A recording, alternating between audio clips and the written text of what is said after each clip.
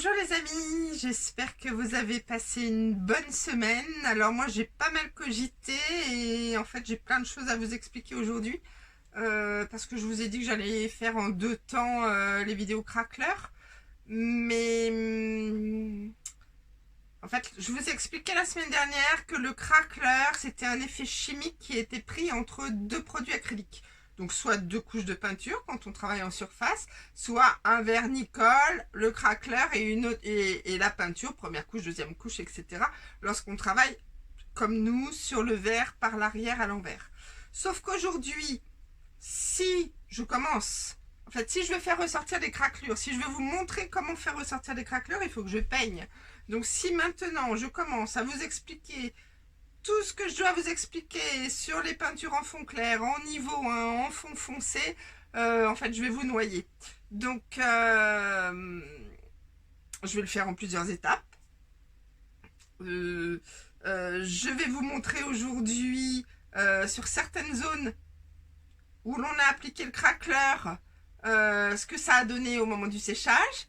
Je vais vous montrer certaines zones où on a appliqué le craqueleur, comment je vais venir protéger les motifs, puisque rappelez-vous, derrière certains motifs on a mis du craqueleur, et puis les motifs, comment on va les protéger pour les vidéos de la semaine prochaine, où là on commencera vraiment à parler des techniques de peinture gare à vous.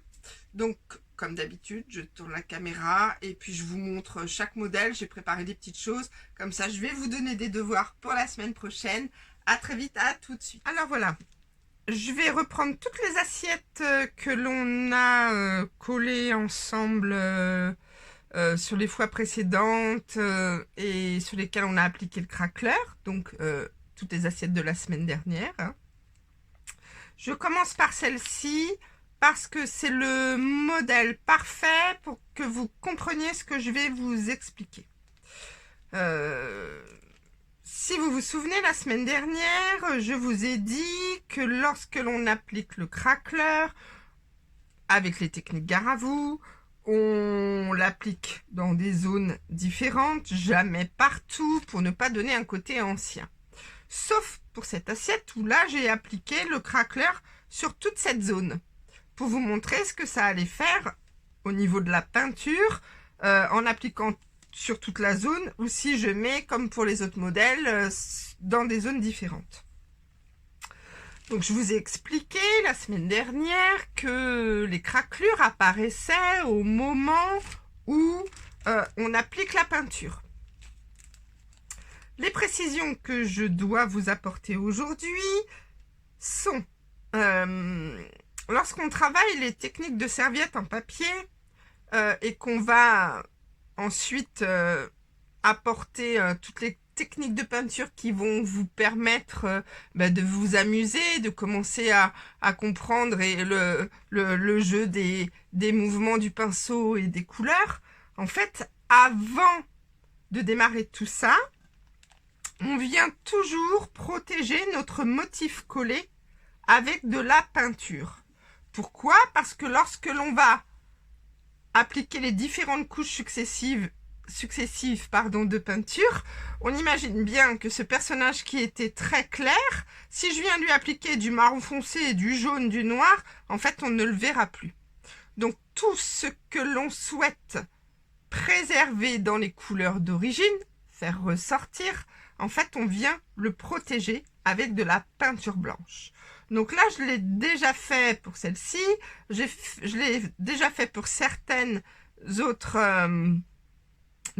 pour certains autres modèles, mais je vais le faire aussi avec vous en direct pour que vous voyez bien la différence entre blanchir une zone qui a été craquelée, où il y a eu du craqueleur en application, et blanchir, comme ici, mais je vous le montrerai sur l'assiette avec les roses anciennes, blanchir les zones où il n'y a pas eu de craqueleur d'appliquer. Donc pour ça, comme j'ai des motifs fins, j'ai pris 3 tailles de pinceaux dans la gamme des pinceaux gare à vous.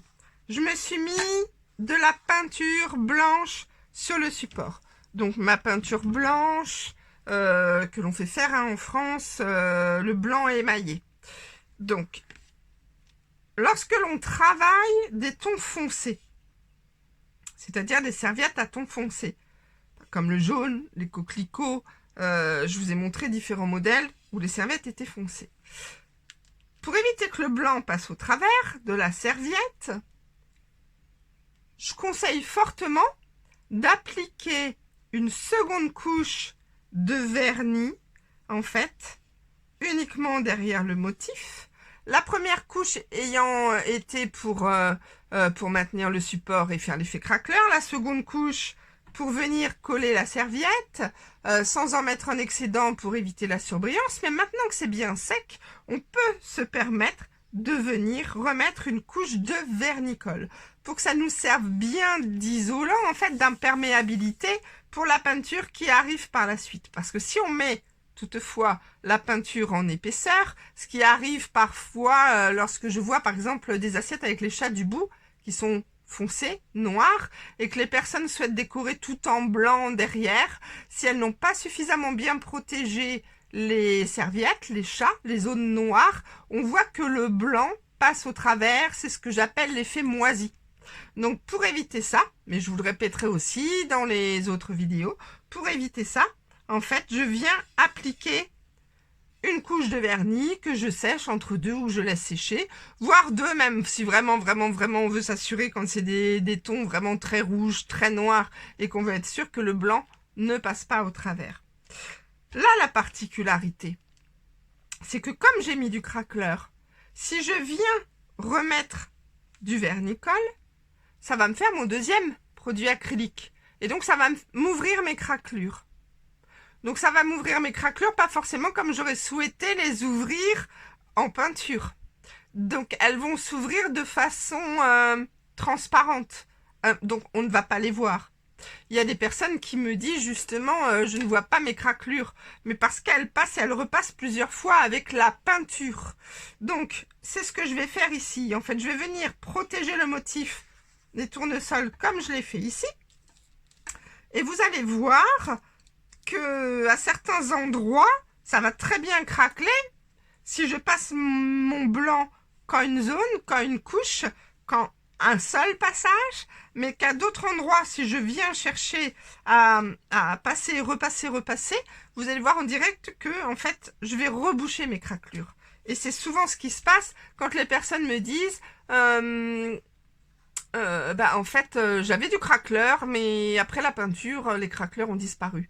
C'est soit parce qu'elles ont fait un ton sur ton en peinture, c'est-à-dire qu'entre la première couche de peinture où elles ont fait apparaître leur craquelure et la couche de fond, elles ont fait un ton sur ton, donc elles ont fait redisparaître les craquelures, mais ça je vous l'expliquerai aussi au moment des différentes étapes de peinture, soit parce qu'elles sont passées trop de fois au même endroit, donc les craquelures, c'est un effet chimique qui se fait quasiment instantanément, vous allez le voir au moment où on dépose la peinture. Donc si je repasse plusieurs fois au même endroit, je risque d'arracher en fait ma zone de peinture. Vous allez voir que la peinture, pas trop derrière une serviette, mais derrière le support en verre, la peinture a tendance à glisser.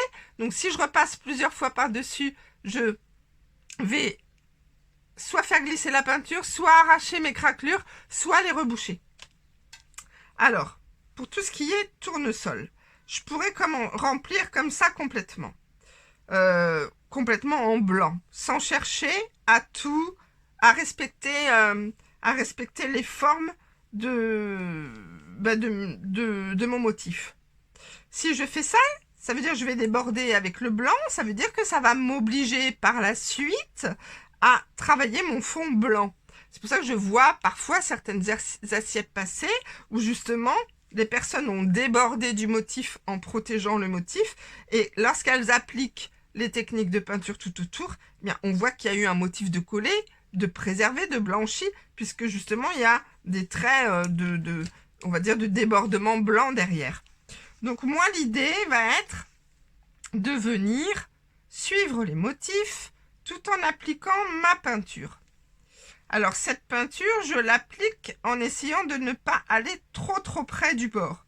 Puisque dans tous les cas, vous le verrez avec les techniques de peinture, lorsque je vais peindre, décorer, en fait faire mes fonds de décoration en technique 1, 2, 3, lorsque je vais décorer, je vais pas venir, on pourrait toujours le faire, mais c'est une difficulté supplémentaire. Là, par exemple, je vais pas venir me faire un fond noir, complètement noir. Parce que, si je me fais un fond complètement noir, ça veut dire qu'il faut que je protège impeccablement toutes mes zones en blanc. Mais c'est-à-dire, quand je dis impeccablement, ça voudrait dire d'aller vraiment jusqu'au bord de chaque motif, même les motifs les plus fins, sans déborder, pour ne pas qu'on voit les traces de blanc dans le fond noir que j'aurais éventuellement décidé d'appliquer. Premièrement. Deuxièmement, on verrait ce motif papier là déchiré, il ressortirait dans la peinture noire. Donc en fait là l'idée c'est les 3/4 du temps, avant de se compliquer trop les réalisations, ça va être de venir blanchir. On essaie de ne pas déborder, moins on déborde en fait et plus on se laisse de possibilités d'application de couleurs derrière. Si on déborde, on est quasiment sûr qu'on va devoir travailler en blanc ou en fond très clair. Donc vous voyez, lorsque j'applique là mon vernicole, je ne fais pas les zones trop fines pour ne pas déborder. Sachant qu'après, on va les travailler en peinture en fond clair. Justement, on va dire le dégradé de couleur, le dégradé de nuance, le nuancé se fera naturellement entre le motif, entre ce que j'aurais protégé de blanc et entre les couleurs que j'aurai appliquées tout autour qui seront des couleurs en fond clair.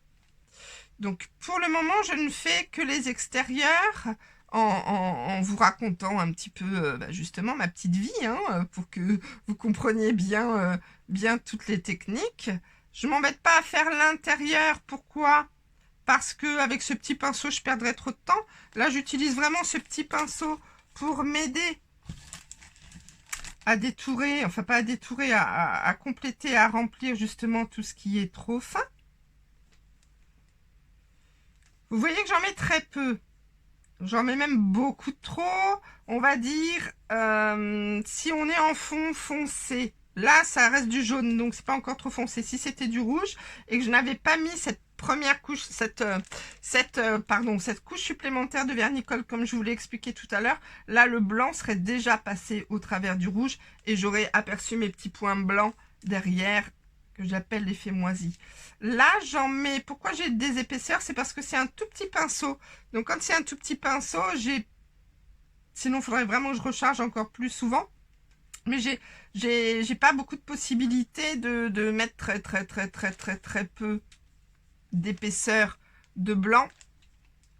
Comme je le ferai avec un gros pinceau et comme je vais vous le montrer tout à l'heure. Sinon, il faudrait que je répète mon geste encore et ça serait bien plus long.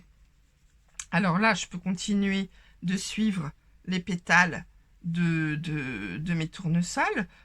Si je ne voulais protéger que mes tournesols avec le blanc et travailler en fond clair derrière mon feuillage, pour que justement ça ressorte moins et que ça fasse moins de différence entre le collage et la peinture, mais ça m'obligerait, si je ne blanchis pas mon feuillage, à travailler avec des fonds clairs, à travailler mon fond en fond clair.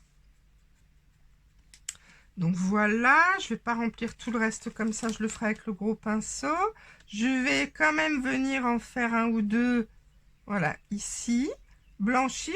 Je vais blanchir certaines zones et ça, par exemple, je ne vais blanchir peut-être plus que la partie, voilà, mais je vais le faire pareil au plus gros pinceau parce que là, ça va me faire des traces de pinceau. Le fait de travailler avec un petit pinceau, il y a moins de poils, donc en fait, on a une répétition du geste et c'est ce que je vous dis depuis le départ. Tout ce qui est répétition attire l'œil, en fait, apporte un graphisme, une succession de matières qui attire l'œil. Et donc, on évite les répétitions. Donc, c'est pour ça que je travaille avec les pinceaux plats, les brosses plates, et que je travaille avec le pinceau aussi de façon couchée. Alors, là, c'est juste... Voilà, rapidement, je vais finir ces petites zones. Je vais vous montrer de l'autre côté après ce que ça fait, comment ça ressort bien. Les endroits où justement on a commencé à appliquer le blanc. Ça nous fait ressortir en fait toutes les couleurs de mon motif. Voilà, moi j'aime pas ces surplus de peinture là, donc je vais aussi vous montrer comment je viens après avec mon plus gros pinceau les retirer. Bon, je vais encore en faire une petite ici. Donc voilà, vous voyez les parties où c'est blanchi sont beaucoup plus vives, beaucoup plus éclatantes. Les couleurs sont plus éclatantes que les parties qui ne sont pas encore blanchies. On le voit par exemple entre cette feuille et le petit bouton, ou cette feuille et le petit bouton. Donc je vais continuer de blanchir, mais en utilisant un pinceau plus large. Donc l'application du blanc, normalement, se fait, je trempe dedans, j'essuie vraiment l'excédent, pardon, et je viens en patine légère travailler mes fonds. Mes fonds de motifs pour les protéger, les préserver. Donc là, j'en ai mis un petit peu trop sur mon pinceau, mais je vais justement ne pas chercher à trop en mettre au même endroit, à appliquer, à appuyer, mais venir, voilà, bien l'étaler. En fait, ça doit vous donner la sensation, au moment de l'application de la peinture, que votre peinture est déjà sèche. Si vous voyez que la peinture brille ou qu'elle est mouillée, c'est que vous la mettez trop en épaisseur. Alors, ce que je vous disais avec le petit pinceau, bien sûr, elle se met en épaisseur et ça nous fait des zones brillantes, puisque c'est un petit pinceau et que la matière, le peu de peinture que l'on met est regroupée au même endroit et donc est plus conséquente. Mais avec un pinceau, avec une brosse plate, voilà, on peut vraiment se permettre de venir, vu qu'il y a plus de poils sur le pinceau, étaler, comme je dis, toujours coiffer, peigner la peinture. Voilà. Donc, par rapport à mes explications, vous vous souvenez qu'on est dans une zone de craquelure. Là, vous voyez que la peinture ne craquelle pas. J'ai senti, au moment où je faisais ça tout à l'heure, que la peinture glissait. Puisque je suis repassée plusieurs fois au même endroit. Alors, pourquoi la peinture ne craquelle pas ou craquelle très peu? C'est ce que je vais vous montrer. Premièrement, c'est parce que je mets très peu de peinture. Et je vous ai expliqué la semaine dernière que si on voulait des craquelures fines, il fallait appliquer le verre. Ah bah vous voyez, regardez, je vais continuer là pour vous montrer comment ça s'arrache. Vous voyez? En fait, là, l'effet chimique avait commencé à se faire. La zone de craquelure, je vous montre, il y a quand même des petites zones de craquelure qui ont commencé à se faire. Le fait d'être repassé plusieurs fois au même endroit, je n'ai pas laissé suffisamment de temps aux craquelures de prendre leur place, leur expansion, et surtout de sécher. Et ce qui fait qu'au moment où l'effet chimique s'est produit, je suis venue, en fait, arracher, retirer ce qui était en train de se passer. Et ça, mais en fait, si on travaille ça en fond de peinture, là c'est derrière un motif, donc ça se verra très peu, mais si on fait ça derrière un fond de peinture, on va avoir une zone que j'appelle une zone sale, parce qu'il y aura des zones craquelées, des zones quasiment transparentes, des zones surchargées, et en fait, si c'est pas super bien travaillé en peinture après derrière, ça se voit. Donc, je continue d'appliquer ma peinture, j'essaie de ne pas repasser. Si je repasse, je vous le montrerai en peinture, comment on repasse pour être sûr de mettre suffisamment de peinture derrière notre craqueleur pour obtenir des plus grosses craquelures. Sinon, on va avoir des craquelures fines si on met très peu de peinture, ce qui se passe ici. C'est pour ça que c'était important que je commence par cette assiette, parce que vu qu'on avait mis du craqueleur de partout, sur toute la zone, vous commencez à voir avec une couche de peinture très fine comment les craquelures opèrent, et vous verrez comment à l'extérieur, quand on travaillera la peinture réellement la semaine prochaine, comment à l'extérieur les craquelures vont opérer de façon bien plus grande, bien plus grosse, puisqu'on mettra plus de peinture. Donc là, je vais continuer avec la feuille. Donc là, pour vous montrer justement comment je peux faire des craquelures plus importantes, je vais mettre tout de suite plus de peinture. Un peu plus, pourquoi? Parce que ça reste quand même un vert pas trop foncé. Sinon, je ne me permettrai pas de le faire. Voilà, je fais plus une grande zone comme ça. J'avais dit que j'en laisserais une ou deux pour que vous voyez la différence et que je puisse rentrer en peinture après, derrière. Donc là, si j'utilisais le sèche-cheveux, les craquelures qui sont en train de se faire là en instantané, hein, on les voit apparaître. J'espère que vous le voyez avec la caméra. On les voit apparaître au moment où j'applique la peinture quasiment instantanément. Si je venais sécher, chauffer avec le sèche-cheveux, ça irait encore plus vite. Mais là, elles le font presque en temps réel, quoi. Comme quand on regarde certaines vidéos en accéléré où on voit une fleur pousser. Et ben là, c'est la même chose. On voit les craquelures s'écarter, s'étaler et grossir, en fait. Ouais, s'écarter plus. On le voit bien là aussi. Donc voilà pour le blanchiment sur une zone de craquelure, derrière un fond quand même relativement foncé. Mais voilà pourquoi je ne mets pas trop de craquelure derrière des zones foncées, puisque il faut derrière une zone foncée, rouge, noire ou foncée, il faudrait réappliquer une couche de vernicole. Donc, on ne verrait pas les craquelures. J'espère que mes explications ont été claires. Sinon, vous n'hésiterez pas à me remettre des petits messages sous les vidéos pour me reposer des questions. Voilà, pour que je vous réexplique. Donc, je vous montre de l'autre côté ce que ça fait. Donc, bien sûr, pour le moment, on ne voit pas du tout les craquelures, puisqu'elles sont tellement fines et en plus, elles sont derrière des zones relativement foncées. Par contre, on voit bien l'éclat de la peinture. Là, on voit que le bout de la feuille n'a pas été suffisamment blanchi ou très très peu, donc ça ressort beaucoup moins que des zones ces zones jaunes. Là on voit que mon personnage ressort bien puisque lui il a été blanchi. Donc ce personnage que j'ai blanchi, si derrière j'ai décidé de mettre on va dire un vert assez soutenu, et ben je viendrai, une fois que ma première couche de blanc est sèche, je viendrai réappliquer une seconde couche de blanc. Pourquoi? Parce que si je mets trop de blanc au premier passage, comme je vous le disais, si on est dans une zone foncée, derrière un motif foncé, le blanc peut passer au travers. Donc, vaut mieux mettre plusieurs couches de blanc successives plutôt qu'une grosse couche épaisse. Toujours pareil, hein, dans le même principe de se dire, depuis qu'on est petit, on nous apprend à bien faire, à bien s'appliquer. Donc, se dire, bah tiens, moi, je vais en mettre une bonne couche épaisse, comme ça, je vais bien tout protéger. Je vais être généreuse pour être sûre que mon motif soit bien protégé et que j'apporte le meilleur résultat possible. Maintenant, c'est là qu'on fait, en fait, on fait des erreurs.